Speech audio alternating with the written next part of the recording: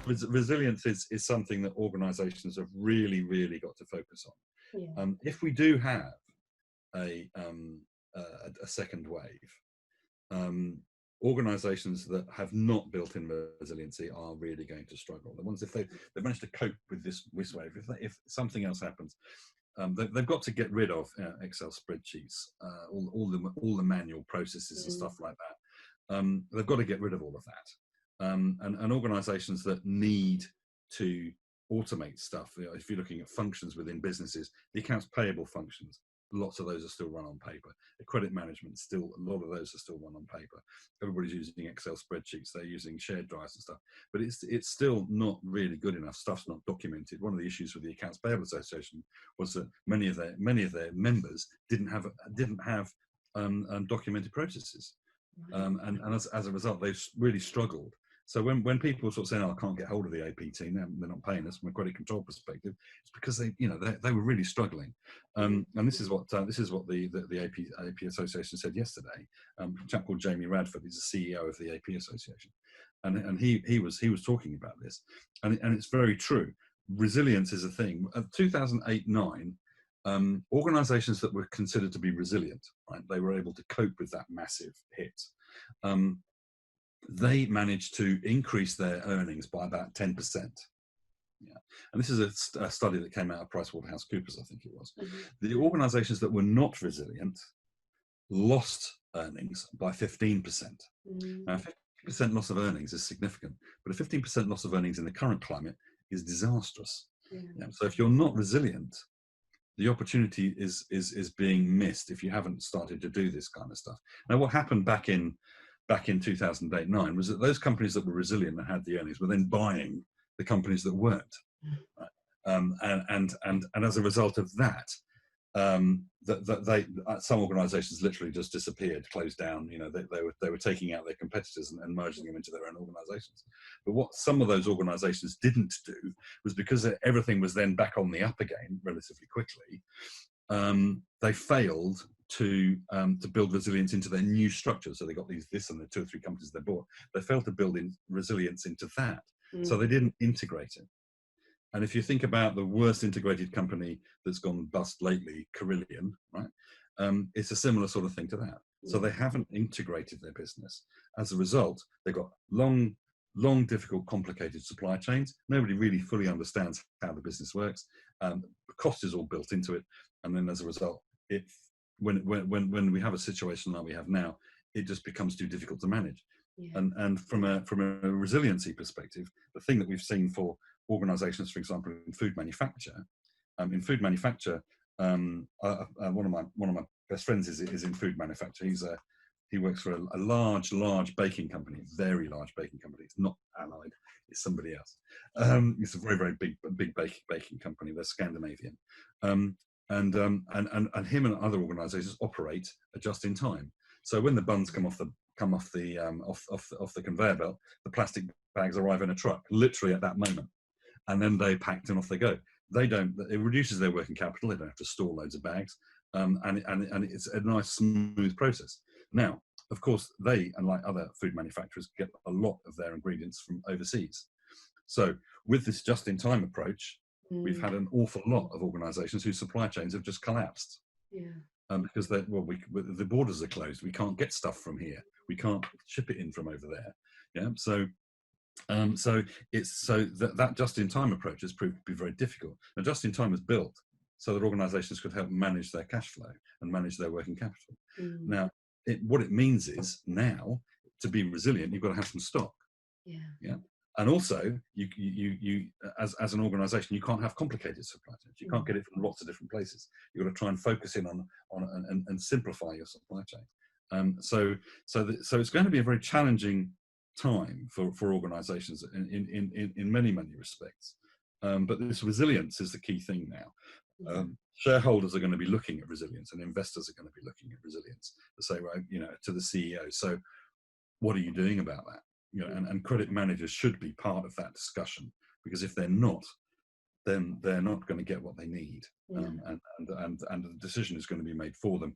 And in my experience, the decisions that are made for the credit manager, not by them, are generally not good decisions for operational credit management or working capital. So we'll have to wait and see how that pans out. But unless the organisations are asking for stuff now, it's almost too late if they haven't done it already. So what do you see going forward being the future of training and recruitment within the industry? Yeah, well, I had an interesting chat with the guys from Hayes recently, and they are now recruiting end to end virtually, which, if you think about it, is a little bit weird, because you apply for a job that's gone online, you have an interview via Zoom with the HR representative, you then have an interview with the potential boss, and then you start work. You never actually walk into the office and actually meet anybody. So it's a little bit strange, but they have started this process now, where it is all virtual. In terms of recruitment, I understand from Hayes that they've still got jobs that are still coming through. But of course, the roles are at the moment sort of probably more junior. Organisations again are waiting to see what happens and how things pan out. In terms of the roles, the catchment area for these roles now, assuming everybody working from home at least 2 days a week, has suddenly broadened dramatically.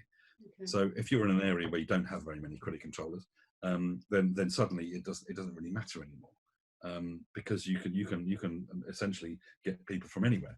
I mentioned as a friend of mine, his couple of his relatives, they live in St Albans. They work for 2 tech companies. Those tech companies have decided they're not going to actually to make a decision about going back to work until next year. So they've rented out their house in St Albans. They're now living in Cornwall for the next 6 months, which is fantastic. And there was a chat that there was a job that came up, which I pinged to a friend of mine, and he said, "Oh, where's it based?" And I said, "It doesn't matter." It doesn't. It really doesn't anymore. So catchment areas are much bigger now, and recruitment, as I said, we're looking at a different type of person. Confident with technology, confident managing remotely, all of those sorts of good things. But when you're looking at training, obviously most training was like face-to-face, classroom-based type stuff. There was stuff done remotely via internet and intranet, especially for things like compliance and stuff like that. Organisations have those sorts of training plans, but mostly training is done or has been done on a face-to-face basis. So online, I read a report that only 15% of organisations have got online training. Okay, which is very low. So organisations need to be able to run things and do things remotely and have training remotely. So if you think, when 90%, I guess, of organisations, when a newbie starts, what they're going to have to do is what they normally do is they do the company induction thing, where they watch a video about how great the company is, and then they might get a pitch from the CEO, and then they go and sit next to what I call sit next to Nelly, right? You go and sit next to Nelly for the next 2 weeks to figure out what your job is. Of course, that's not going to happen anymore potentially. No. So how are you going to replace that? Yes. Sort of type of learning, and there's so many tools online now that would help organisations do that, and those are the sorts of things that you need to do. So training and induction training and stuff like that is definitely going to change. From a CICMQ perspective, we're running things like CICMQ Bite Size, which are basically Zoom sessions, half an hour long. And we're providing those to the CICMQ community. When we look at workshops and the assessments and things, that we're doing all of those remotely now. We've got our first remote workshop this month with a new large client, and so we're going to be having breakout rooms and workshops and using collaborative tools online. That will so we'll be running a workshop, and I'll be looking at the people, and we'll be running. So it's going to be a very different experience for people. And that's what organisations need to do. There are a lot of of training resources out there. Yeah. But you know, just putting a slide deck onto Zoom It's it's not going to cut no, it. You know? no, and they need to be interactive, don't They're they? going to have to do a lot more, Yeah. especially with the people that are coming in now. Yeah. The people that are 50% of people in organisations in credit management organisations are sort of millennial types, right? So Yes. they're sort of like sort of 20s, 30s. Yeah. As a result of that, there's an expectation that it's going to be more interesting, and you've got to make it interesting and engaging now. Yeah. In the same way that you can't, you know, when you're looking at a credit policy, for example, a credit policy is probably one of the most boring documents to read. And I should know, I've read a lot of them, and written a few. But the credit policy, one of the things we say on the CICMQ is you know, it's great. The people that read a credit policy, the guy that wrote it and the guy that signs it off. And that's probably about it. Yeah. So what do you need to do, like with training, is you've got to make it interesting and engaging. Yeah. So and one of the things that we do as a CICMQ program is say, yeah, how are you going to make your credit policy more engaging? How are you going to get salespeople to look at it? So you know, policy on a page and all sorts of other stuff that we like to do, so that they kind of get to understand the gist of it rather than you know, the 20 or 25 page document that nobody ever looks at. And there's an awful lot of those out there, I have to say. Yeah, but it'd be new challenges, won't it, for businesses, like say, to make that training interesting, to make that training engaging, to make the training interactive. You know, you can share your screens now and things like that, and to not be sat next to someone will be very different, but it will become, I hate to say the word, but the new normal. That's how we will train. That's how it will have to be. And we just have to go with it and find what training works best for each individual. Yeah, and depending on your audience, as always, will depending on how the training is. You know, it's going to be an interesting time, and people still like face-to-face training, classroom training. Others don't. So it's about making sure that you've got to do it. But there's some great stuff being done by some of the CICMQ organisations around training. I heard of one the other day. They've actually got they're using some apps and some online collaboration tools, and they're calling it Training School, and it's really good. You know, the stuff that they're doing, and also moving away from the paper and stuff like that. I heard of one organisation, literally, it's a utility. They are going to be using and providing their customers with video dunning letters. Okay, right. Which is very cool, and I've seen one. I've seen them. They sent it to me, and it's very clever, you know. And so everything's got to be looked at, changed, etc. Because if you think about it, what used to happen is that, you know, dunning letters were either sent through the post. They're probably sitting on a doormat somewhere right now, or they're sent via email. And you know, and unless they're really interested, they're not. You know, these things have got to be. You've got to make them more interesting. We're going to be in competition with all of the other organisations looking for money in the next 6 months, and you've got to be able to stand out somehow. In the same way as you have, if you're going to stand out to get a job. You know, if there was a guy on LinkedIn the other day who I shared his post about, you know, what you should do to get yourself noticed. And it was brilliant. I thought, wow, I've never thought of doing that to go for a job. Find out who the boss of wherever it is, and then you do a video, then you send it to him via a message on LinkedIn. Yeah, brilliant. And that's it. And that's how people have got to stand out in the crowd. It's brilliant. Never thought. And you know, I think, you know, what you were saying earlier is interesting about the recruitment side of things, you know, because it's, in a way, it's quite exciting taking something from a bad situation and maybe turn it into a positive and saying, well, actually, maybe in the long run, there will be more job opportunities out there for people. You know, places like the Southwest, or where typically, you know, maybe there aren't so many jobs down there. You know, people will be able to live down there and work for a company in, you know, wherever, Hampton or wherever, because it doesn't matter anymore, and it might open opportunities to people in different places that weren't there before. So it's kind of, it's Yeah, changing, but you know, there are positives in the negatives, aren't there? it's a tough call, isn't it? You know, Yeah. living and working in Northampton, or living on a beach and working in Northampton. What was interesting, I was reminded of a quote yesterday. Somebody mentioned that Winston Churchill once said, "Never waste a good crisis." Yeah, and I think that, you know, there is a massive opportunity here, as there was in 2008 for credit managers, to put themselves on the map, to put their functions on the map, and to be able to help businesses to come out of this. And one of the key things that organisations need to do, and credit organisations need to do, is to think, how can they work with the salespeople to be part of the recovery? How can they work with the salespeople to help the salesmen sell more? And identify those customers that can sell more. One of the first sessions that we had on Zoom, I had a friend of mine. He's a lecturer at Aston University, and he's also a sales guy, and he lectures on business and stuff. And he's got a company called Sales Marvel. And what he did, he came on, and we had him on to sort of say, right, what do you need to do, credit people, to help salespeople?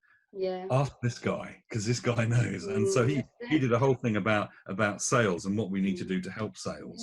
And they need, and the two functions that they need to work together, especially at the moment. I think, you know, quite often sales people, you know, may go off and do their thing, and then, you know, get the sale, and then go to the credit department and speak to them. And it should be more integrated. And you know, I think the information that the credit managers have on their various ERP systems and stuff, there's got a huge amount of information there. I mean, they could use that.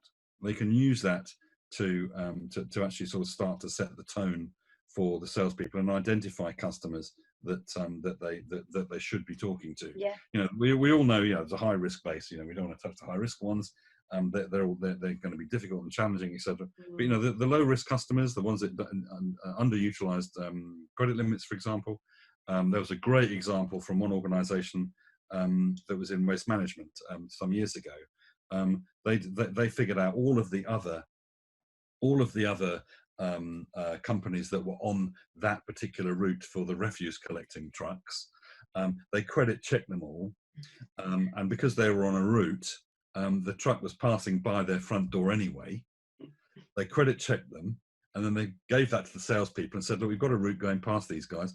Just go in and sell to them. We've credit checked them. Just do what you like. Sell them as much as you can." And that's what they did. And so there are ways, you know, we have to be more creative in the credit team. In the same way, we are going to have customers who are going to be struggling. Their payment plans and extended payment terms are probably going to tip some of them over the edge in terms of whether or not they're going to be valuable. You know, are they going to go into negative margin, which is in some cases that may happen. So credit managers probably also need to have a look at those sorts of customers to sort of decide, well, you know, we're not going to get our money back on this guy, or we've got too low a margin on this guy, or we haven't got any margin on this. It's costing us more to serve. So we shouldn't really be dealing with these guys. And when I did some work with a global oil company some years ago, and we actually decided that there was a big block. This was after 2008. There was a big block of customers that they were just not worth it anymore. So we actually picked those customers up and handed them off to wholesalers, so that they still have their supply. But it was a way in which you have to manage it. And if you think, you know, we are going to have to be doing more with less, we have to focus more on what is going to be valuable, rather than trying to service those customers that frankly are not really serviceable. And we know, we've heard the stories of zombie companies and stuff like that out there. You know, we have to be quite difficult. It sounds probably quite brutal, but it's part of the organisation's cutting its cloth back to help save costs and stuff. If we've got customers that are, you know, very, very low margin, where we've extended payment terms, and there's a whole bunch of queries and stuff coming in, one of the things that organisations don't recognise is the cost of managing queries, the cost of rework, because that's generally spread across several organisations. Customer service is just one of them. It could be the salespeople, it could be a number of other organisations. And because they don't actually sit down and say, well, how much does it actually cost to fix that query? Because it's almost an impossible thing to tell. Yeah, if you can reduce the number of queries and reduce the number of the instances of disputes, then that's something else that credit managers should be looking at as well, because that costs an awful lot of money. If you can nip that in the bud at the front end, which is why I always bang on about billing accuracy. Yeah, because that is a key driver for debt on debtors' ledgers, and organisations, only about 5 to 8% of credit managers really understand what their billing accuracy is as a business, and we should, at least we should try and measure it, if not actually fix it. I'm not saying that credit managers should be responsible for billing. No. What I am saying is that they are the ones that are interested, because the outcome of that poor billing ends up on their sales ledger. So they should be the ones that sit there and think, do you know what? We've got a 25% error rate on these bills, and it's costing us a fortune. It's always in debt. We've always got the overdue. What are we going to do about it? And the simplest thing, and I've written a short briefing note on that, and it's on my LinkedIn profile. There's loads of articles about that kind of thing. Which organisations should think about. As I said, doing more with less is something that all credit managers are going to have to think about more, and being more resilient. So what do they need to do to make the basic processes that they have more resilient? We're always going to have to collect cash. We're always going to have to allocate it. We're always going to have to credit check people. Yeah, all of these things. What are we going to do? And we're always going to have to bill. What are we going to do to make those basic processes more resilient? Yeah, and really for things like cash allocation and stuff, we don't want to have to allocate cash manually and use spreadsheets. In the same way, we don't want to use spreadsheets for collections. And I still see organisations using spreadsheets for collections and highlighter pens. I was doing that back in the 80s. We really shouldn't be doing that anymore. But there's a lot of organisations that still do. Lots of credit organisations are run on Excel spreadsheets. Thank goodness for Bill Gates. Because lots of credit organisations wouldn't be able to function without Excel spreadsheets. So we really do need to get better at that now. And so credit managers need to be more high performing than ever. What do you think makes a high performing team? Yeah, they are being focused on now, and because of that, they've really got to sort of step up now. There's lots of different types of credit manager, and you can sort of categorize them, I guess. There's the old school Rottweiler type, who I call a contract killer, who the salespeople just don't want to get involved, don't want to let him near his account. And then there's a coaster. The coaster is the guy or the lady who works for a cash risk company generally, and they're quite happy to sort of trot along as they are. Then you've got the thought leaders at one end, and then you've also got the people that negotiate. So there's 4 sort of groups there. The ones that do really well, and the attributes of a high performing team are very clear, and this is based on the 50 plus organisations that we've been through the CICMQ program, and other organisations that I've worked with. The most important thing that these guys do is they manage their people well. That is the most important thing. The people feel that they are rewarded, recognised for doing a good job. And it's interesting because if you look at all the surveys, there was a survey done a few years back around what do people look for in a job. And the top 4 things are all cultural. They relate to being recognised for doing a good job, having a good team, having a good boss, and having a good working environment. And of course, that's slightly changed now. The working environment is probably a kitchen table. Having a good team, you probably only see them on Teams or on Zoom. So it's going to be more difficult to make that effort to get them engaged in that sense. But in terms of being rewarded and recognised, I think that's going to have to change the way in which you recognise people, and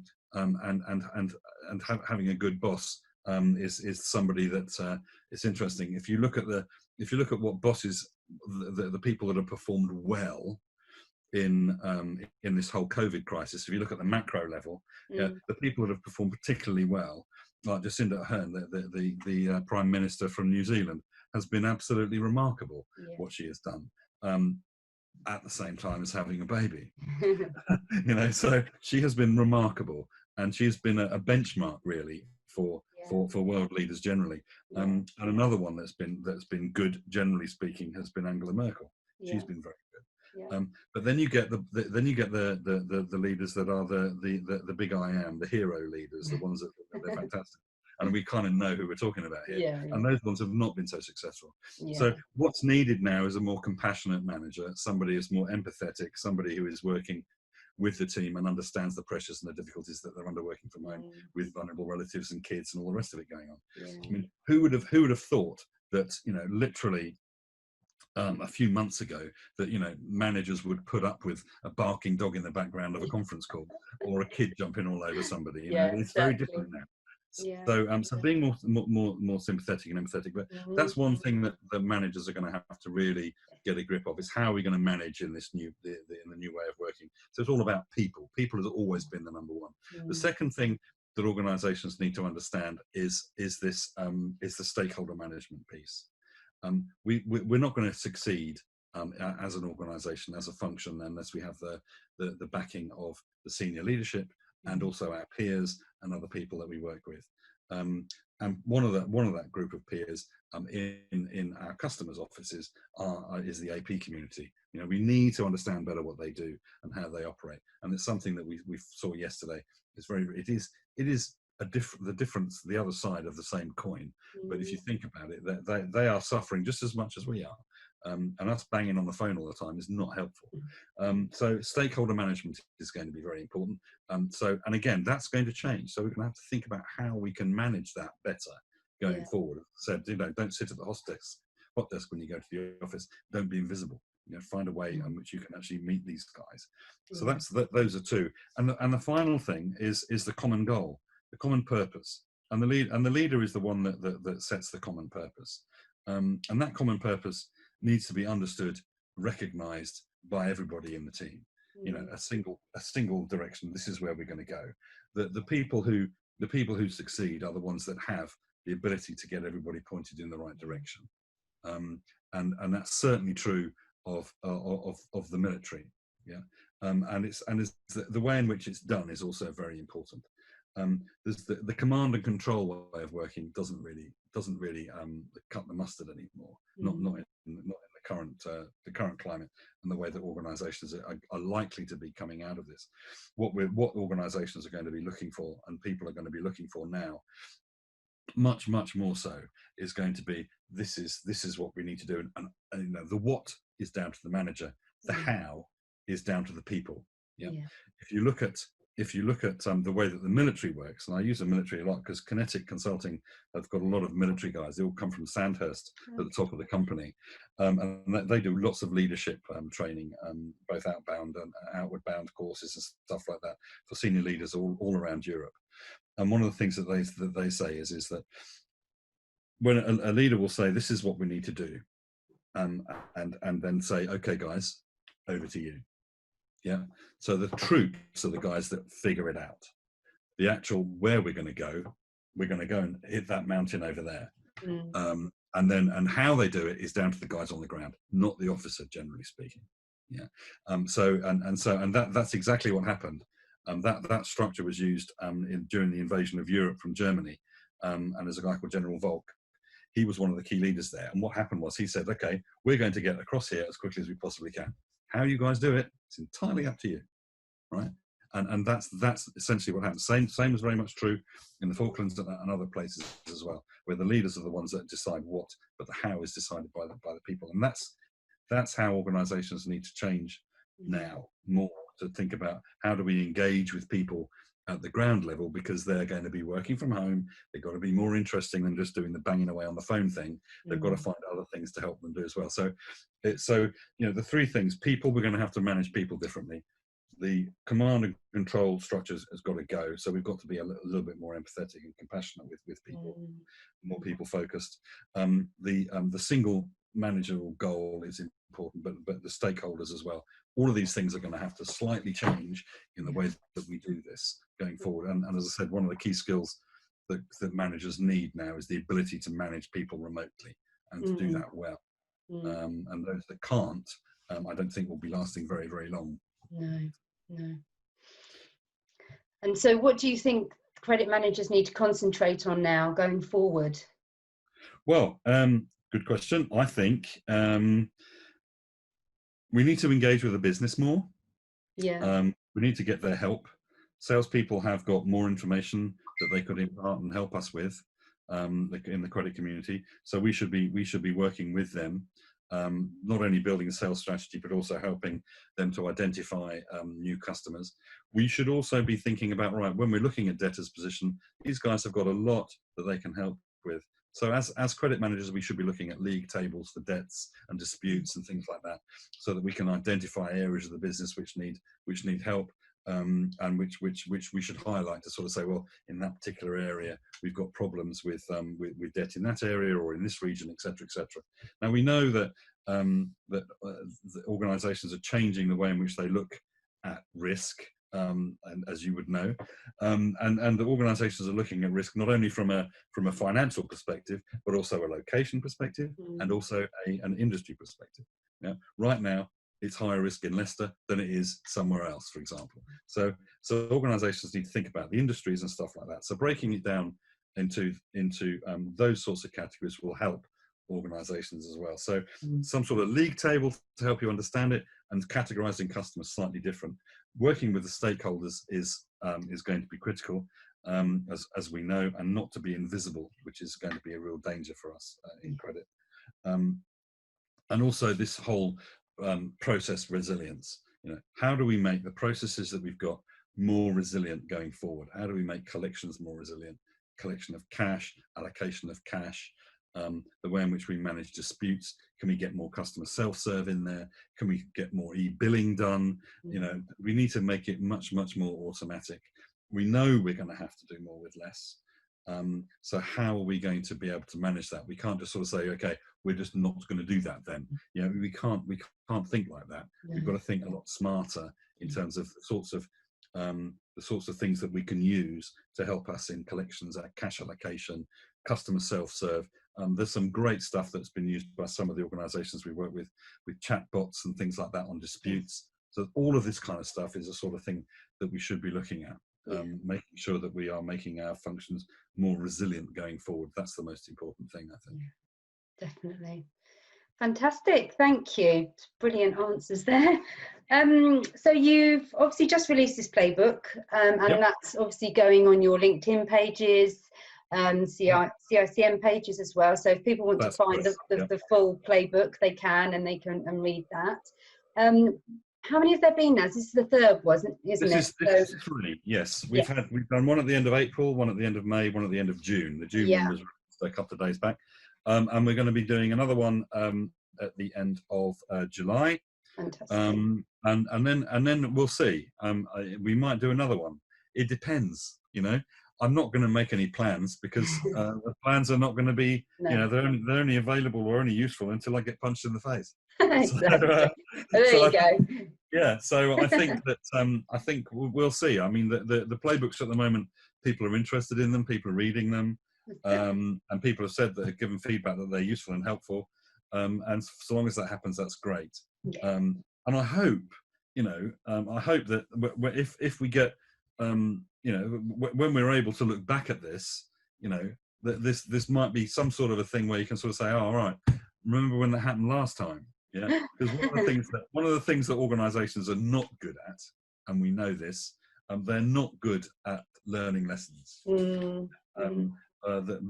Bosses move on, managers move on. People forget, don't they, very quickly? We just forget it. You know, and then people are knee-jerking all over the place again, and that I have no doubt will happen again if this happens again. But I hope, you know, this might prove useful in the future. Who knows? It's kind of like a bit of a chronicle of what's been good, bad, and ugly in this whole process. We'll see. But I actually quite enjoy writing it because I enjoy gathering the information, and it is fascinating, some of the stuff that we found. Yeah, no, it's good to have it all in one place, I think. And yeah, you know, I mean, if it was, I think it would be a lot. If it was all in one place, it would be a huge volume. But it's just really a snapshot from a credit perspective. But hopefully, hopefully people will still find it useful anyway. Definitely. Well, thank you very much for taking the time today. It's been my pleasure, Jane. Thank you very much for asking me. Thank you. And obviously, if anyone wants to follow Chris on LinkedIn, Yes, Chris Sanders, and Chris Sanders FCICM on LinkedIn. You can contact me through the Institute, CICMQ at CICM.com. That's CICMQ at CICM.com. And I'm all over LinkedIn with these Zoom things and stuff like that we're posting constantly. So please just send me a message. As I said earlier, I seem to be always connected, as most of us are these days. So you can get in touch with me. I'll be very happy to talk to anybody about credit. I can talk about credit for days. If I'm allowed. Fantastic. Thank you ever so much, Chris. Take care. Thank you very much, Jane. It's been a pleasure. Thank you. Thank you.